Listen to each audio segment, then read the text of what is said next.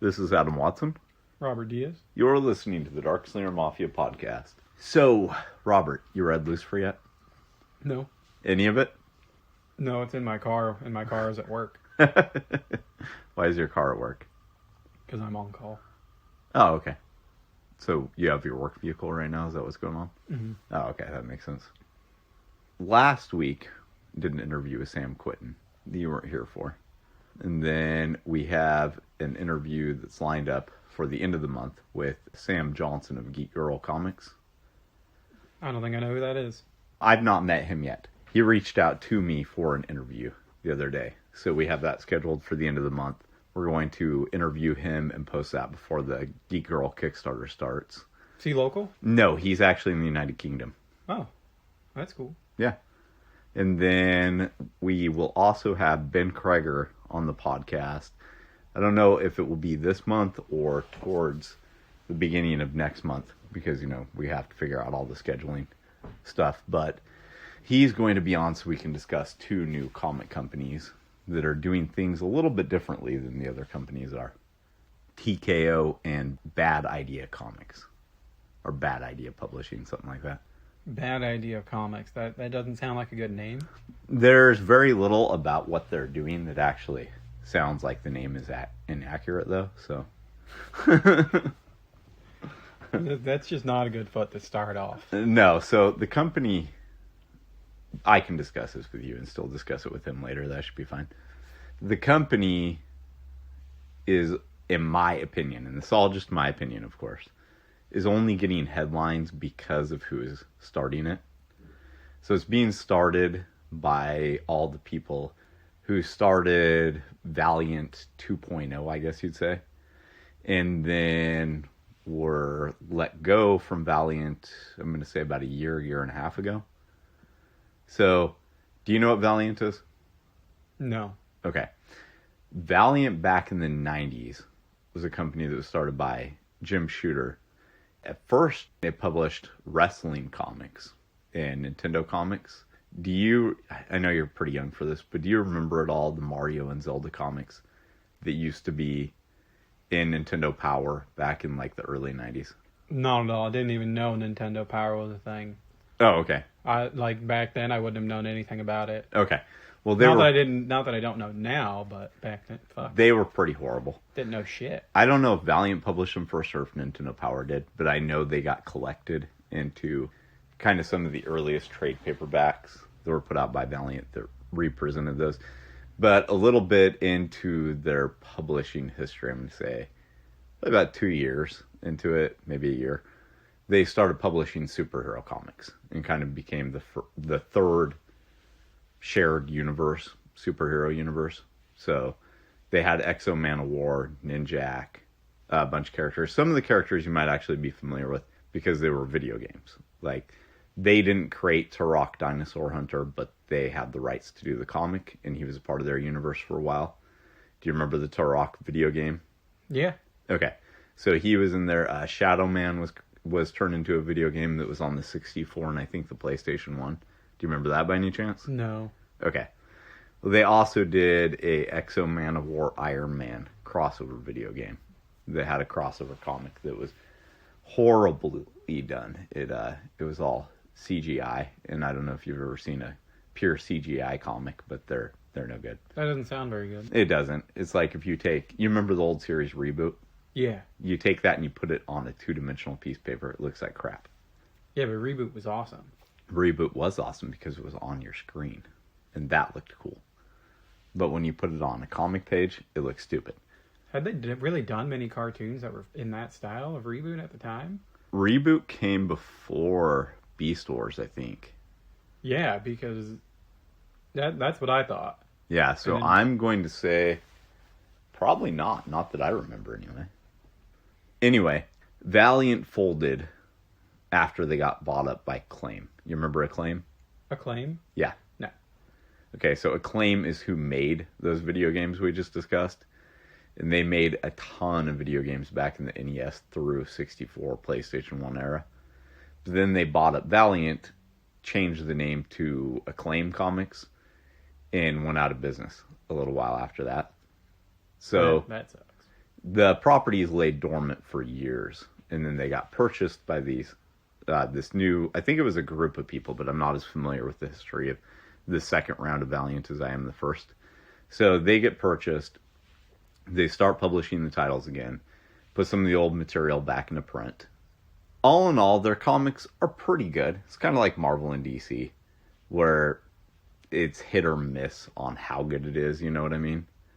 It's like, if you like Batman, you're going to find a good Batman story if you want. But there's also 400 bad Batman stories that have been created, you know? Yeah. Well, I would say their odds are a little bit better than that, but mainly because they haven't published, 400 of the same character yet. All in all, their stuff's pretty solid. But they had 5, I think, people who founded the second round who got fired from the company or laid off or, whatever.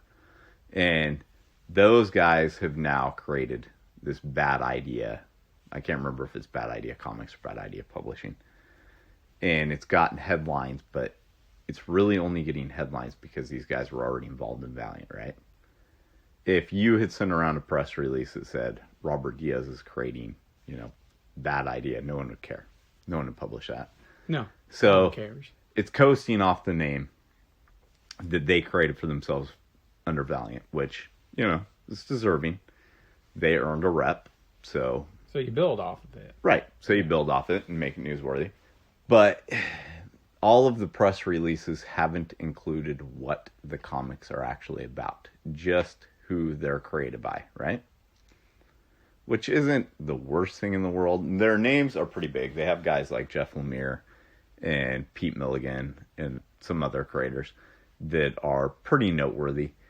But they have stated that they're doing some rather weird things publishing-wise. So number 1, no digital editions of the comics. I guess in these days that is a little weird, but I don't really care. Okay. It's weird in conjunction with what's coming up. So, no variants. I like that. I like that. I don't want to have variants for issues. I personally don't like them. So, I'm perfectly fine with that one. But number 3, no trade paperbacks, hardcovers, omnibus, any sort of collections. That's a little annoying for people like us that like collected works, but yes, okay. That seems like the biggest stretch. Right. Do. Well, when you take away the collected works and the digital editions, you're severely limiting the amount of interest you're going to get in your properties, right? The next thing way limits it. They are only going to be distributing to 20 stores. That's going to make it very difficult to go anywhere. Right. Comic shops only. They're hoping to grow, or they're stating they're going to grow, but come on, it's a hope, that they're going to grow to 50 stores by the end of, I'm not sure if it's the end of 2020 or the end of 2021. They're stating they're going to grow to 50 stores, and they're only hitting these 20 stores who have a proven track record for marketing the books that come in, and who they know will stick to their strict 1 copy per customer policy. Okay, so they've done some due diligence on the comic shops. Let's say they have, sure. Sure. Can you buy them online? Anywhere? I don't know the list of the 20 shops. So I don't know if those shops have websites or not. So then them themselves as a company don't have a website that they're going to sell them on? No, they're only going to be available through comic shops according to their press releases. And they're only going to be available through these 20 comic shops at first. So they are literally putting everything on their names. Mm-hmm. That's a bold move. It's really impressive if it works out. Yeah. It's a licensing play, in my opinion. It will severely limit you. They don't know which shops they are yet? They haven't said? No. Not as far as I know. I didn't see it in any of the press releases. I wonder if they're focused in one area or if they're dropped around different parts of the country. Does it really matter? Jeff Lemire's a decent name. Pete Milligan, is a decent name. But what comic creator are you actually going to go to another state to find the work of? None. even hardcore fans. I'm not even going to the bottom of our state to find Okay, one. but let's say somebody else who's like hardcore fan, right? Like, if I take a trip, like a road trip or something, or I'm going somewhere else in the country, and I just happen to know that this is the only place that I can get this, and it's not out of my way, sure. If I think of it, I might stop. Yeah, I'm not even going to invest time in learning what the stories are about to see if there's something I would be interested in. Because when you've hit that limited of a market, most comic shops don't sell over 10 copies of any one given title. There are some shops that are exceptions to that rule, you know, and some titles that are exceptions to that rule. But the vast majority of shops sell about 7 to 10 copies. They've got to have really big stores that people love that are recognizable by name to someone like you. Not so much to me, because I couldn't really name you 20, what is the shop. maximum number of copies that are going to actually exist? If they sell 10 each, not very many. And if you say that 10 And is, I'm not saying they're 10 is only going to reaching. sell 10. Maybe they have these shops on tap to buy more. And I do know that there are some stores that will overbuy to get the incentivized variants. So maybe they have some, but they're not doing variants. So they can't do that. Well, like we were discussing before, exclusivity makes people want things. It does. It does. But that really has, that's carrying on your name as well. Right. They're already putting it all on that. Bad Idea Comics. Yeah. Bad Idea Comics. Or Bad Idea Publishing or Bad Idea Entertainment. It's Bad Idea in any case. Yeah. Either way you split it. Yeah. Yeah, so Ben wanted to come on and discuss them and a company called TKO. I like the idea.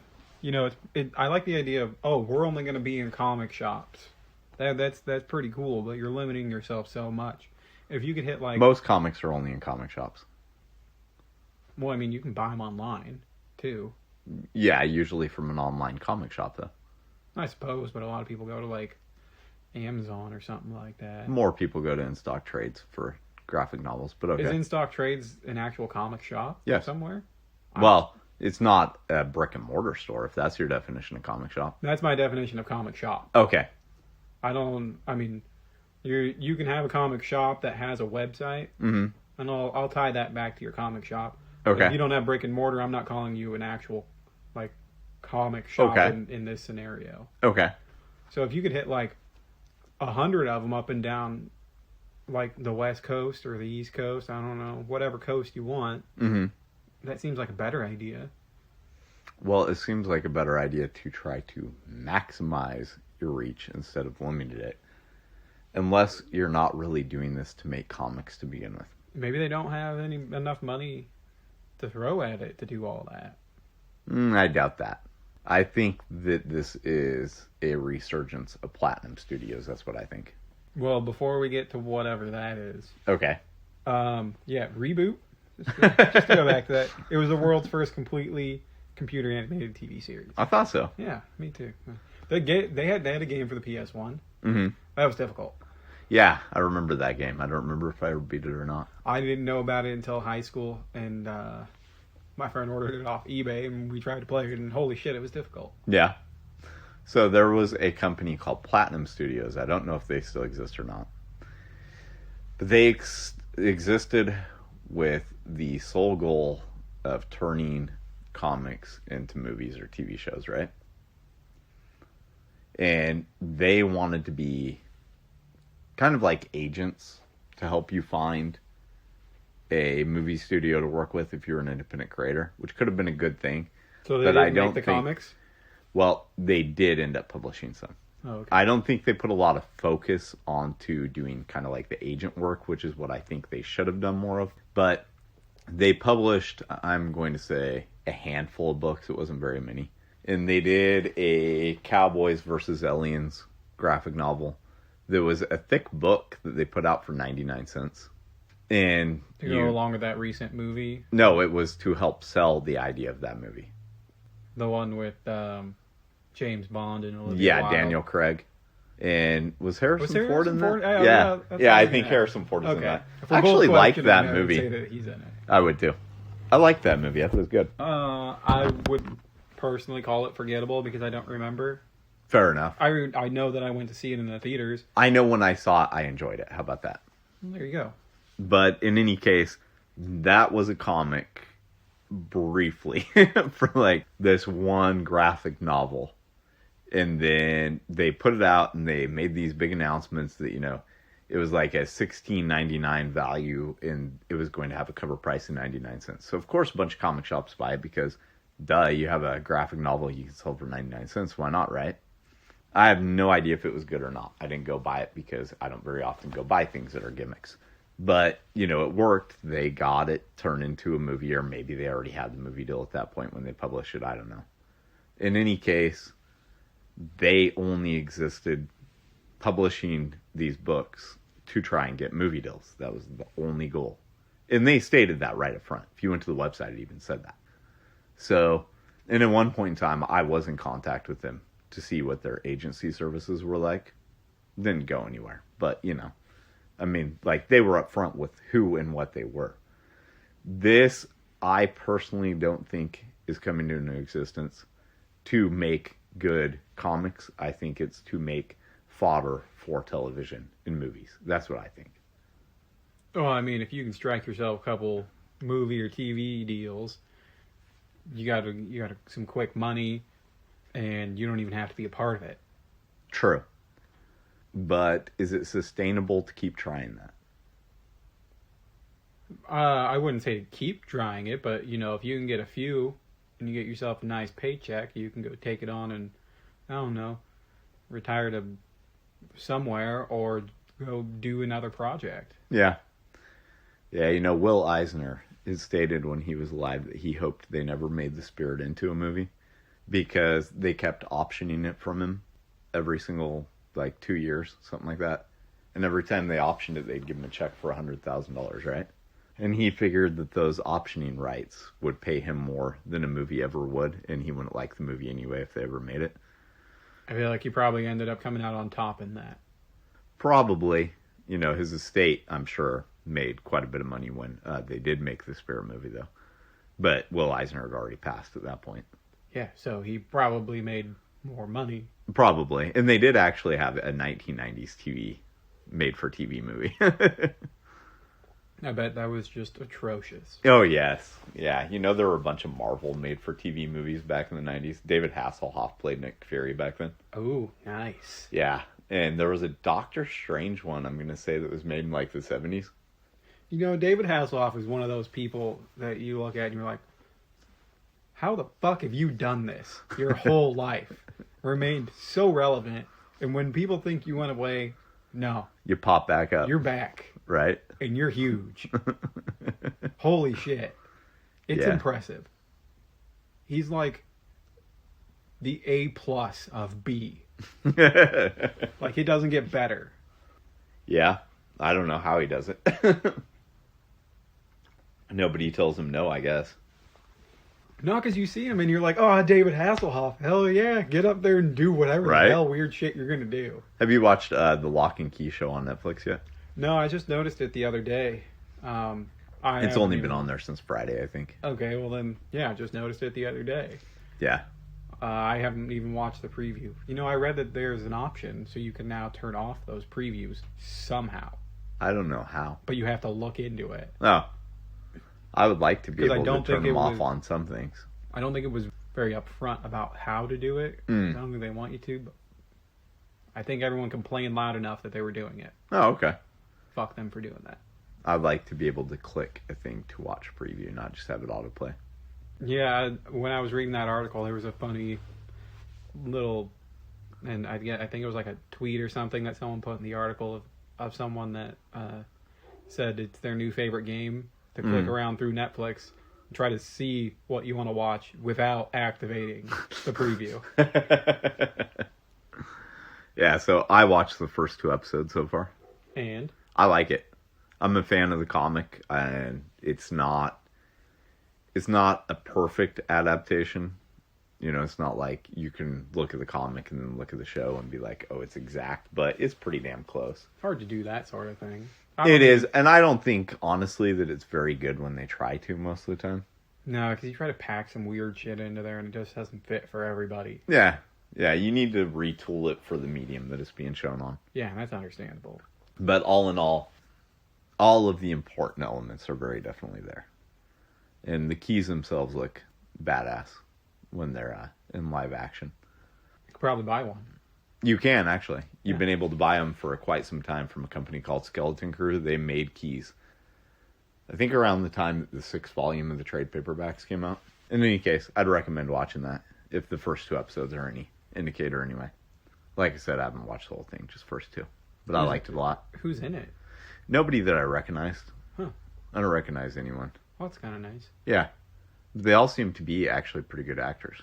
So nice to see new people on things. Mm-hmm. And one of the biggest problems I thought with the comic is in the first volume, the kids didn't really come across as kids. They didn't really act like kids. They do more in the next 5 volumes than they do in the first one. But when I was reading it the first time, I thought that whoever wrote this must have had a childhood that wasn't anything like a childhood, because they didn't seem to know how kids interacted with one another. And that was before you realized who wrote it. Yeah, and then I realized it was Joe Hill and he was Stephen King's son. I'm like, oh, he probably didn't have a normal childhood. Normal childhood there. Right? Your dad's all coked up yelling at you about how someone hit him with a car. Okay, he wasn't doing coke after he got hit with the car, was he? That was when he was younger, when he was doing Kojo and Richard Bachman and all that, right? I don't know, but there was that period of time when he was just coked out. Severely, yeah. Right, on his typewriter, dripping blood, shit, yeah. Man. Yeah. He talks about that in his memoir, about how his wife did an intervention and brought down the wastebasket and emptied it in the middle of the room, and there were all these vials that had blood all over them, like all over the floor. Yeah, it's pretty fucking nasty.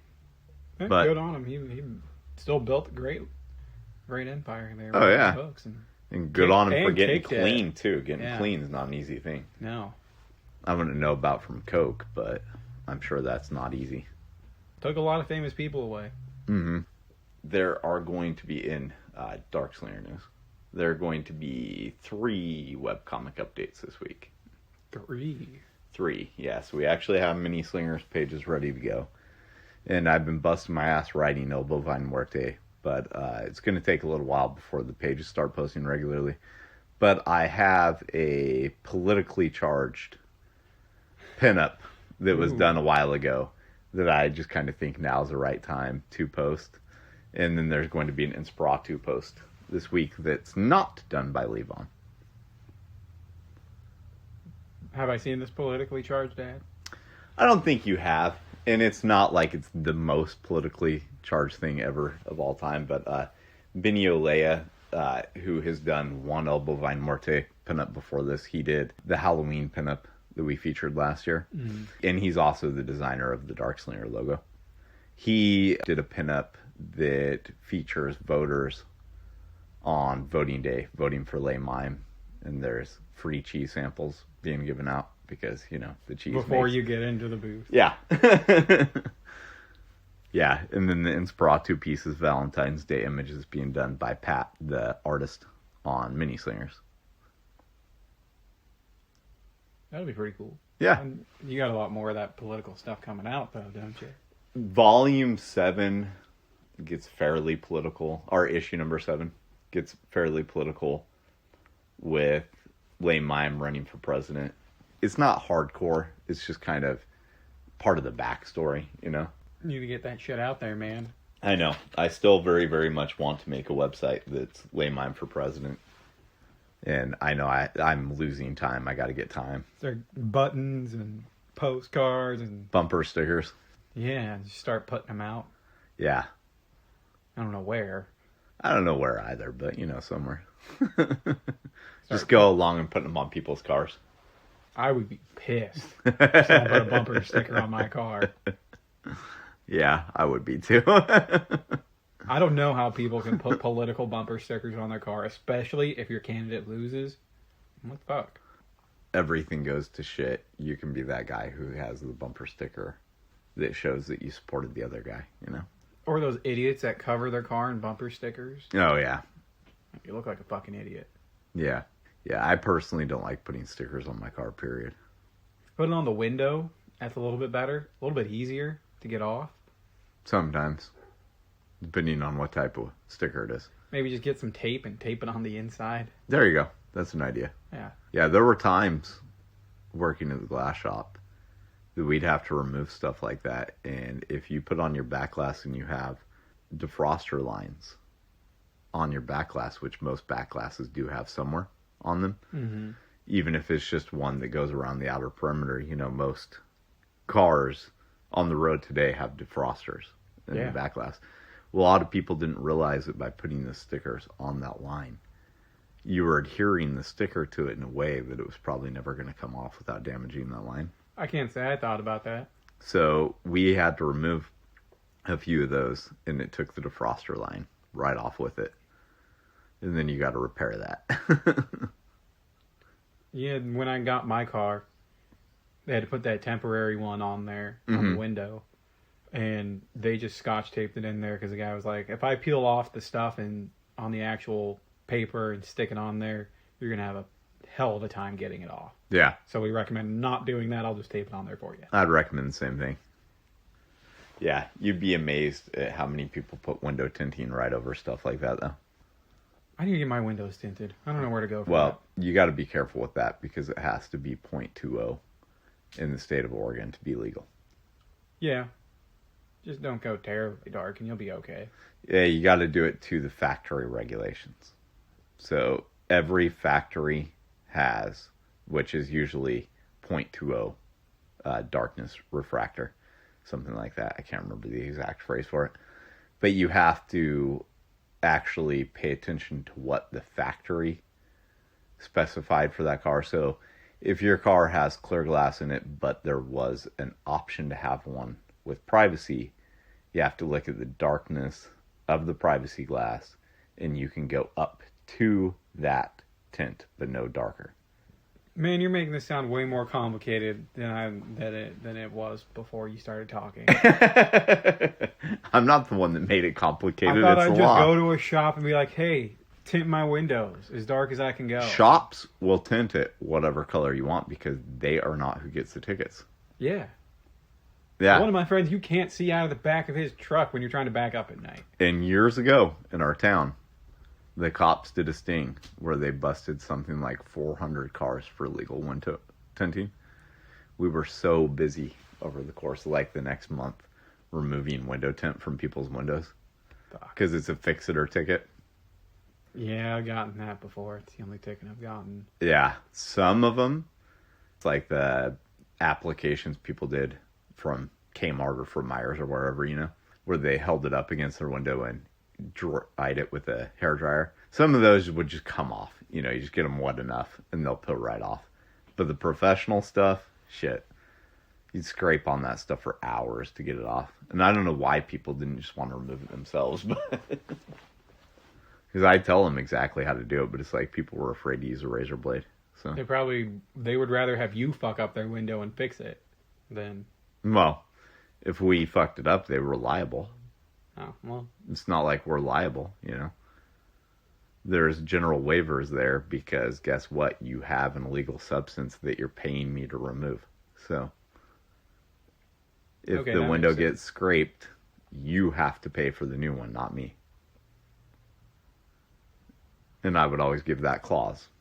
All right, so what you need to do is figure out what I need to do to get my windows tinted. Okay, I can do that for you. Perfect. All right, on to other news. On to other stuff that actually relates to comics. Yeah, your flea market. How'd that go? I haven't heard about that. So, how to put this in a nice way? It was stanky. No. Oh. No, actually, it was a nice, clean little show. But there were more people of the geriatric persuasion there than very, very. The buyers were just not into some of the stuff I brought because, like, okay, I had 2 Xbox 360s, right? And this guy comes up and he's looking at them. And he's like, how do I install these in my house? I'm like, what do you mean install them in your house? Well, they go on the wall or, you know what? It's like, no, you can just set them right by the TV and plug the TV into them, you know. It's not really that difficult. We get to talking. He thought they were intercom systems for his house. I had this box that had these little tiny springs in it. I knew they were car springs, but beyond and besides that, I could not figure out what these things were. They were sold by Montgomery Ward in like 1920 something, right? And they were really, really cool, but all the digging around I did on the internet, I could not figure out what the hell they were for, right? This guy comes up, and I'm going to say he's probably in his early 80s, I would say. Gets really excited. Can't believe the price I have on them. Let's be honest, you know, if they're this rare, I'm not going to get any more online because he wasn't looking online. Yeah.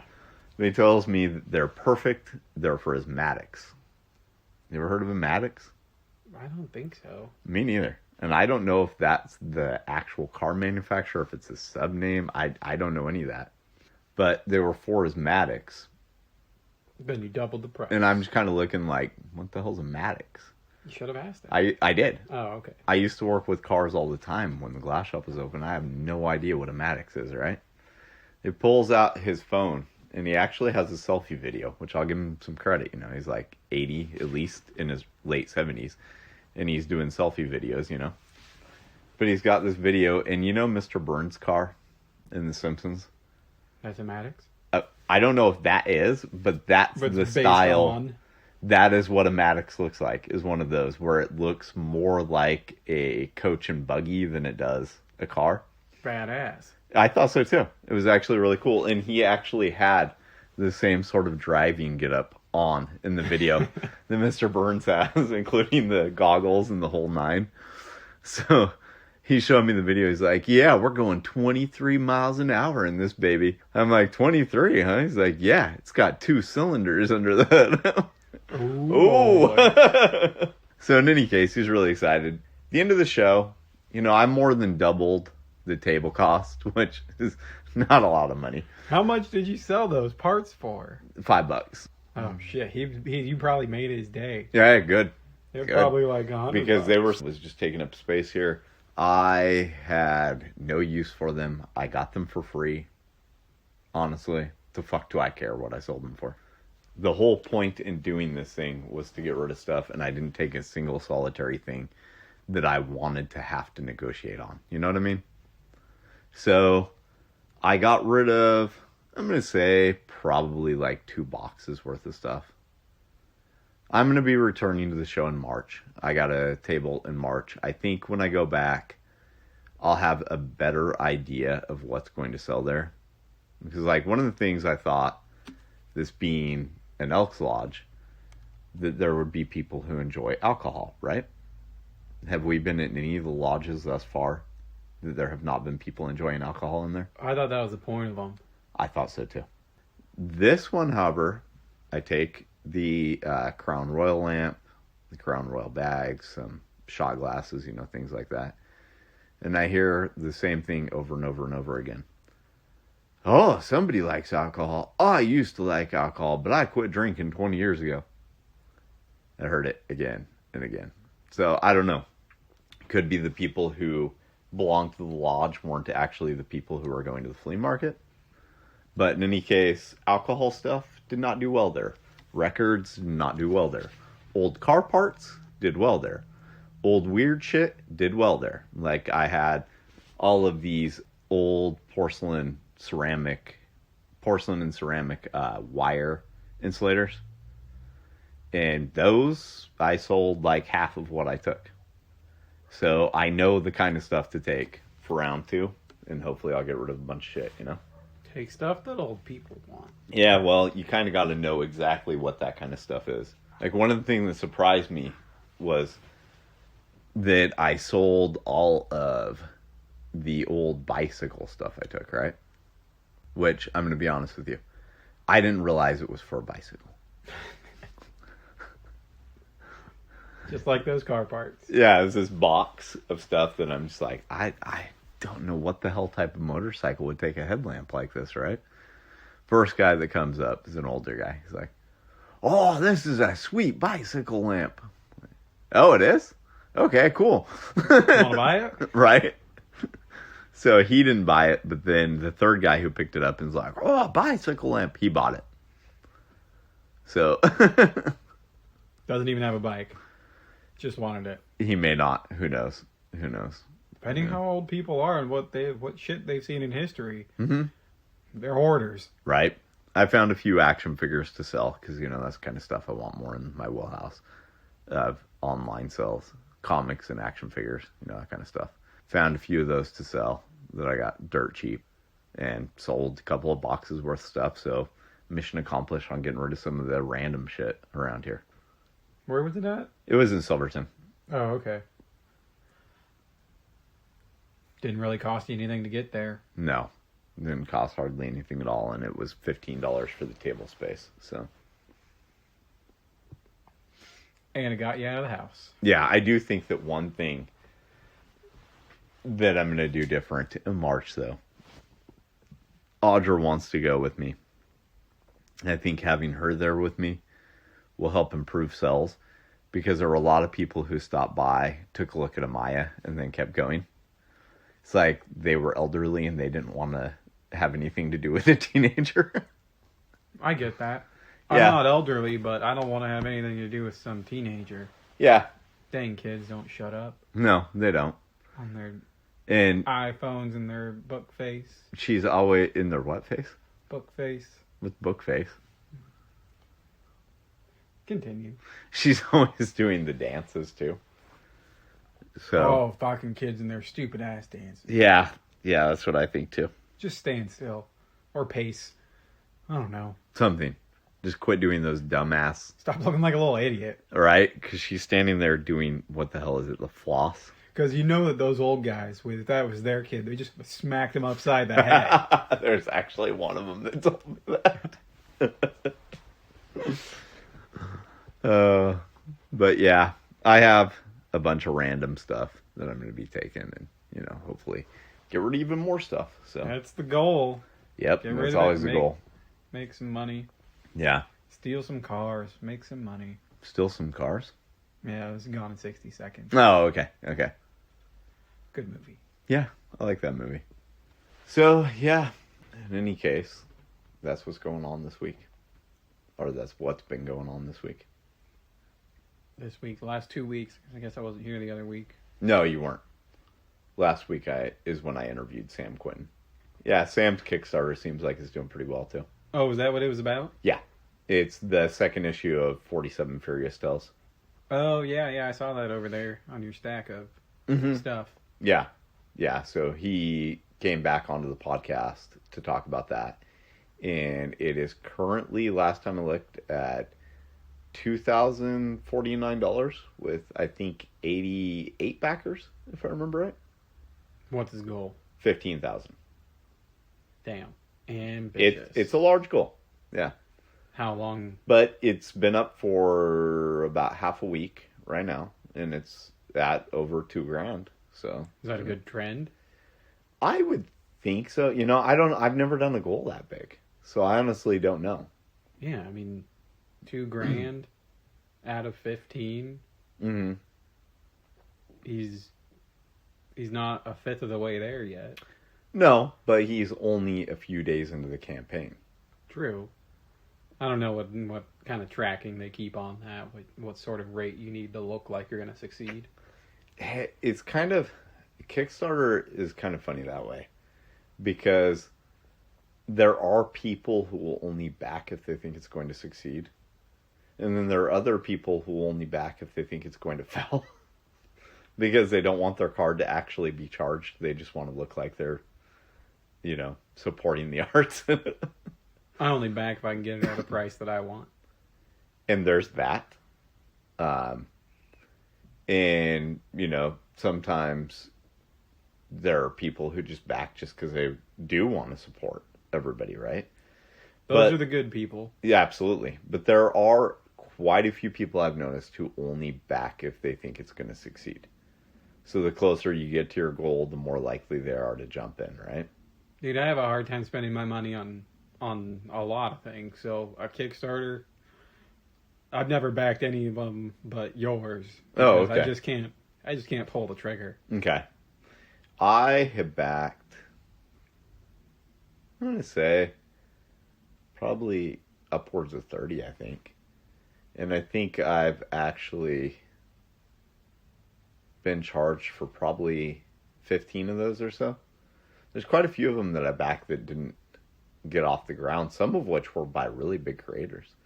Like one that I backed was before Ghost Assassin, so I'm going to say more than 2 years, or more than a year ago at least, was by Ted Nefay, who you may not recognize the name, no. But he's a well-known creator who has a good fan base, and I think is one of the most talented creators working in comics. So I thought if anybody could get a Kickstarter funded, it would be him, right? But it missed the mark it was only by like $1,000. Oh, that sucks. Yeah.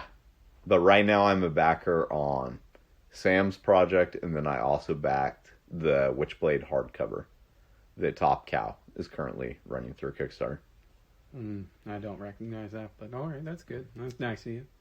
Witchblade is a property that's existed from the 90s. It's what the Darkness spun out of. And part of the reason I got it is also because it includes 2 issues of The Darkness. The Darkness. Isn't that a video game? The Darkness was made into a video game. Okay. Yeah, but before that, it was a comic that was written by Garth Ennis. I think we've talked about that before. Mm-hmm. Yeah, well, the Witchblade exists in the same Top Cow universe as Darkness. Well, it took me hours of reading articles and looking at videos over the course of a few days to decide what pan I should buy. So deciding if I could actually back someone's Kickstarter knowing nothing about them, good luck. Fair enough. Where's yours at? Tony's working hard on the artwork, and I'm finalizing some things with the shirts. I don't know if you saw the most recent update, but there are some people who have asked me if it's possible to get a tank top. Oh, yeah, I saw. And I'm currently looking into that. I've only heard back from, I think, 4 of the people. But we're also running the Indiegogo In Demand campaign. So if you're still interested in getting Chronicles of Von Helsing Blood Wat and you haven't got it yet, head over to Indiegogo. Because all of the incentives that weren't sold out from the Kickstarter are now available over there. So you can get a piece of Tony Morgan original art over there. You can get the Chronicles of Von Helsing t-shirt, all that kind of stuff.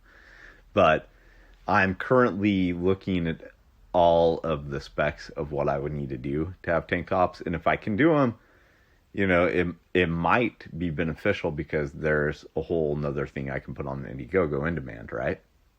Yeah. And they're badass images. I mean, I can't wait to have it on a t-shirt. I think it's an awesome image. And it's actually made to be on a t-shirt, which I really like.